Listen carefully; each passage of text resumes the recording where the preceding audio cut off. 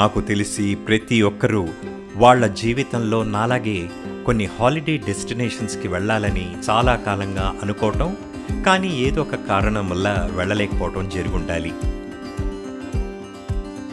గత 20-25 సంవత్సరాలుగా మహారాష్ట్రలోని హిల్ స్టేషన్స్ అయిన మహాబలేశ్వర్, పంచగణి, లోనావాలా ఖండాలకి వెళ్ళాలన్న నా కలగానే ఇప్పటి వరకు మిగిలిపోయింది. ప్రతి పనికి సమయం కలిసి రావాలని అంటుంటారు. ఆఖరికి నాకు ఆ సమయం లేదా అవకాశం ఇప్పుడు వచ్చింది. నేను ఒరిజినల్గా ఒక కమర్షియల్ డాక్యుమెంటరీ ఫిల్మ్ మేకర్ని. ప్రభుత్వాలకి, ప్రైవేట్ కంపెనీస్కి డాక్యుమెంటరీ ఫిల్మ్స్ చేస్తుంటాను. అందుకని పూణేలోని ఒక కంపెనీ వాళ్ళు ఒక డాక్యుమెంటరీ ఫిల్మ్ కావాలని నన్ను కాంటాక్ట్ చేశారు. వాళ్ళని కలవటానికి పూణేకి రమ్మన్నారు.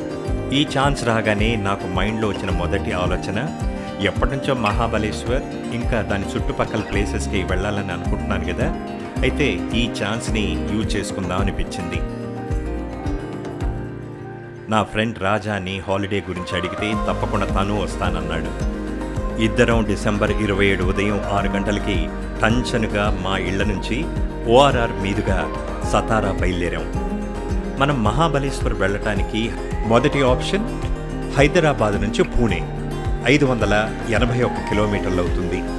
రెండో రూట్ హైదరాబాద్ నుంచి సతారా, దూరం 536 కిలోమీటర్లు మాత్రమే. పూణే నుంచి మహాబలేశ్వర్ 120 కిలోమీటర్లు, సతారా నుంచి మహాబలేశ్వర్ కేవలం 56 కిలోమీటర్లు. అందుకని మేము సతారా మీదుగా ప్రయాణం చేయాలని డిసైడ్ అయ్యాం. అయితే అందుకు సతారాలో రాత్రికి హాల్ట్ చేయాల్సిందే. ఎందుకంటే సతారా దాటాక మహాబలేశ్వర్ వరకు పూర్తిగా ఘాట్ రోడ్స్ ఉంటాయి. రాత్రిపూట ఈ రోడ్స్ మీద ప్రయాణం చేయటం అంత అడ్వైజబుల్ కాదు. అందుకే రాత్రి సతారాలో హాల్ట్ చేయబోతున్నాం. ఇప్పుడు టైం ఉదయం 10:45. ఇంకా ఇప్పటిదాకా బ్రేక్ఫాస్ట్ తినలేదు. నల్దుర్గ్ అనే ప్రాంతం రాకముందు ఈ మంచి రెస్టారెంట్ కనపడితే ఆకలి మీద ఉన్న మేము టక్కున ఆగిపోయాం. బ్రేక్ఫాస్ట్కి పూరి, ఇంకా ఏదో మహారాష్ట్ర స్పెషల్ ఐటెం మాత్రమే ఉన్నాయి. పూరి మనం రెగ్యులర్గా తినే ఐటెం కాబట్టి అది ఆర్డర్ చేసాం. యావరేజ్గా అనిపించింది. సాగేమో నీళ్లగా ఉంది, కానీ పూరీలు వేడివేడిగా ఉండటంతో ఊపిరి పీల్చుకున్నాం. జాల్కోట్ నుంచి సోలాపూర్ వైపు వెళ్తుంటే ఈ అందమైన కోట మనల్ని ఆకట్టుకుంటుంది. దీని పేరు నల్దుర్గ్.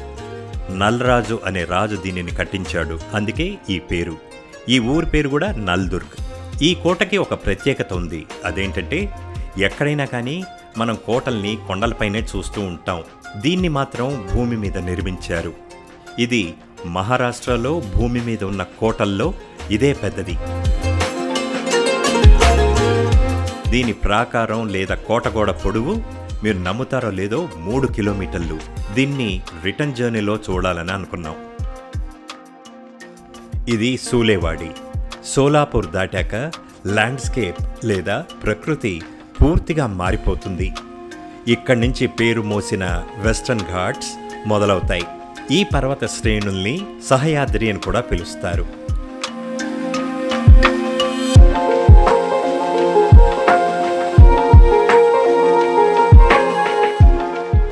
ఈ నేచర్ని, అందంగా కనపడుతున్న విండ్ మిల్స్ని చూడడం కోసం ఇక్కడ ఆగాం.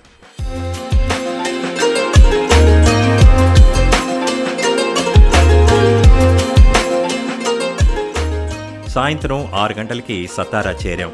హోటల్ గ్రీన్ఫీల్డ్లో ఈ రాత్రికి స్టే చేయబోతున్నాం. రూమ్ టారిఫ్ 2800 రూపాయలు ఆన్లైన్లోనే పే చేసి బుక్ చేశాం. హాలిడే సీజన్ వల్ల అనుకుంటాను కాస్త ఎక్కువ అనిపించింది. వీళ్ల రెస్టారెంట్లోనే భోంచేశాం. ఫుడ్ రుచిగానే ఉంది. పొద్దున్న 7 కల్లా రూమ్ చెక్అవుట్ చేసి మహాబలేశ్వర్కి బయలుదేరాం. ఈ విషయం మీకు తెలుసా? వెస్టర్న్ ఘాట్స్ హిమాలయ పర్వతాల కన్నా ముందు పుట్టాయి. వీటి విస్తీర్ణం 1,60,000 చదరపు అడుగులు లేదా స్క్వేర్ కిలోమీటర్స్, పొడవు 1,600 కిలోమీటర్లు.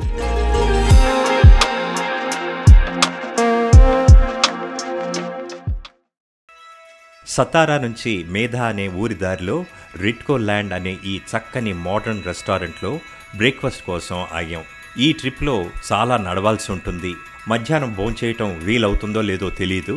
అందుకని 2 items idli and dosa order చేశాం. టేస్టీగా ఉన్నాయి. స్టాఫ్ ఎంతో సాఫ్ట్గా మాట్లాడుతూ సర్వ్ చేశారు. ఈ రెస్టారెంట్లో కూర్చొని ఎదురుగా కనపడే అందమైన దృశ్యాలను చూస్తూ మన ఫుడ్ని తింటుంటే చాలా రిలాక్సింగ్గా హ్యాపీగా ఉంటుందని నా అభిప్రాయం. ఈ సైనేజ్ టూరిస్ట్ స్పాట్స్ గురించి చాలా మంచి ఇన్ఫర్మేషన్ మనకు అందిస్తుంది. ఇది చూశాక మేము చూడాలనుకున్న 2 గుళ్ళు చాలా దగ్గరలోనే ఉన్నాయని తెలుసుకున్నాం. అక్కడికి ఇప్పుడు మేము బయలుదేరిపోతున్నాం. వెస్టర్న్ ఘాట్స్ గురించి చిన్నప్పటి నుంచి వింటూ వస్తున్నాను, కానీ ఇప్పుడే మొదటిసారి వీటి అందాల్ని తెలుసుకుంటున్నాను. హేజ్ వల్ల ప్రకృతి 100% కళ్లకు కట్టినట్టుగా లేదు. దూరంగా మనకు కనపడుతున్న నది వెన్నా నది. దీనికి ఒకవైపు కన్హేర్ డ్యామ్ ఉంది. అక్కడికి తర్వాత వెళదాం. ముందుగా మేరులింగ్ ఆలయానికి వెళ్తున్నాం. దీన్ని మిల్క్ మేడ్ రాక్ ఫార్మేషన్గా పిలుస్తారు.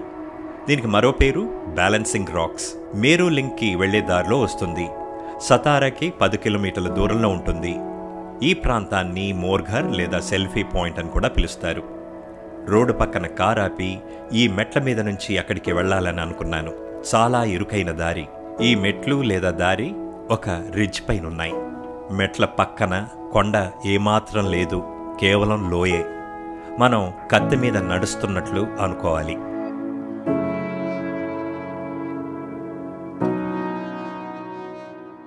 ఈ పాయింట్ చేరాక నాకు మౌంట్ ఎవరెస్ట్ ఎక్కిన ఫీలింగ్ కలిగింది. ఇదండి, ఎంత డిఫరెంట్గా ఉందో కదా ఈ రాక్. అసలు 3 రాక్స్ ఒకదాని మీద ఒకటి పేర్చినట్టుగా, బర్గర్ లాగా ఎంతో అందంగా ఉంది. తర్వాత ఇక్కడికి రావడానికి కూడా చాలా డిఫరెంట్ కైండ్ ఆఫ్ ఫీలింగ్ వస్తుంది ఈ మెట్లు, ఈ సన్నటి దారిలో రావడానికి. Really it's a great experience for me.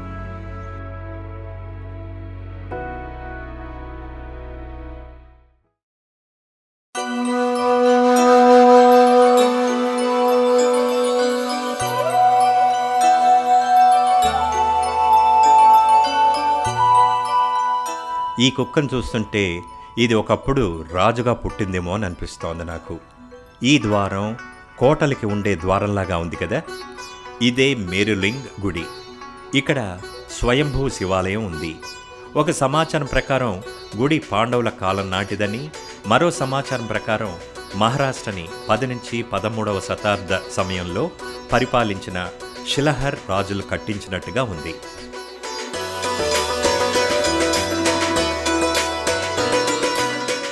ఈ రాయి స్తంభం చాలా అందంగా డిఫరెంట్గా ఉంది కదా. పైకి ఎక్కటానికి మెట్లలాగా బయటికి కొన్ని రాళ్లున్నాయి. ఇది ధ్వజస్తంభమా లేక ఇంకేదైనా నాకు తెలీదు.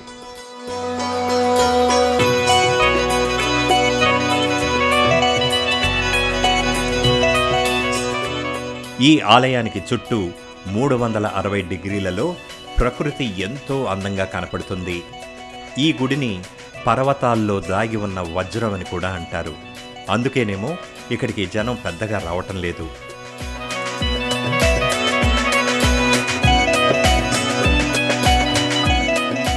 ఈ ఆలయం బయట ఒక విష్ణు మందిరం, లోపల వినాయకుడి ఆలయం ఉన్నాయి.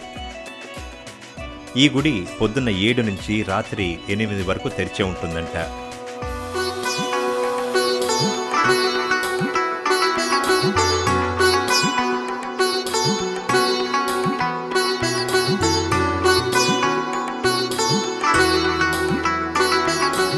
ఈ ఆలయం లోపలికి వెళదాండి.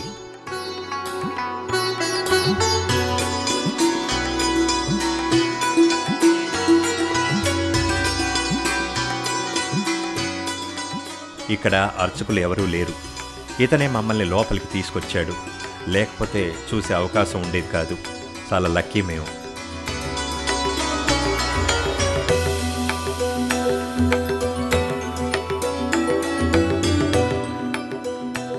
మహారాష్ట్రలో ఛత్రపతి శివాజీ దేవుడితో సమానం. ఈ విషయం నా ట్రిప్ పూర్తయ్యేసరికి నాకు ఇది అర్థమైంది. ఛత్రపతి శివాజీ మహారాజ్ కే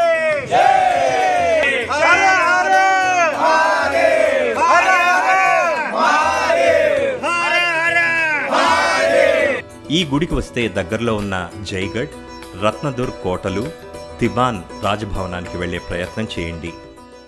మీకు ప్రకృతి అన్నా కోటలన్నా ఇష్టమైతే రాబోయే ఎపిసోడ్స్ని ఏమాత్రం మిస్ అవ్వకండి.